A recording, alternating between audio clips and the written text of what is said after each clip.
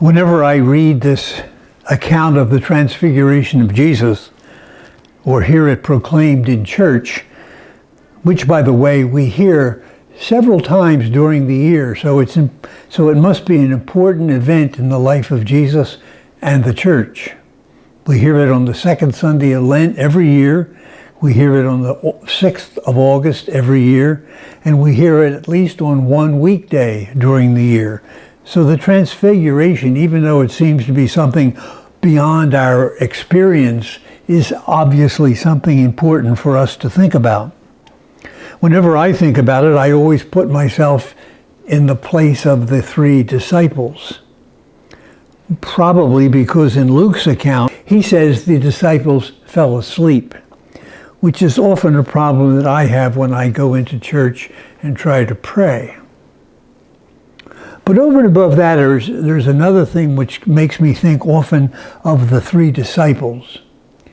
Notice in the reading, they had this wonderful experience of Jesus and Moses and Elijah.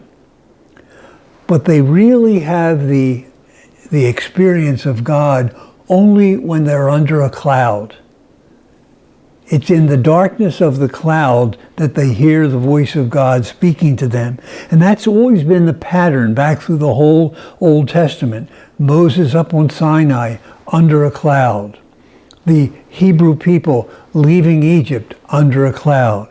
It seems that God really breaks through to us and to our life experience when things are not clear, when things are not going well.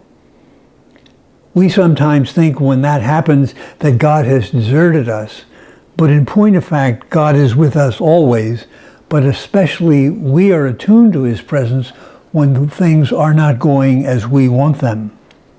So perhaps the Transfiguration message for us is this: no matter what life brings you, whether it's in your estimation a good thing or a bad thing, always look for the presence of God, but especially when things are dark and under a cloud.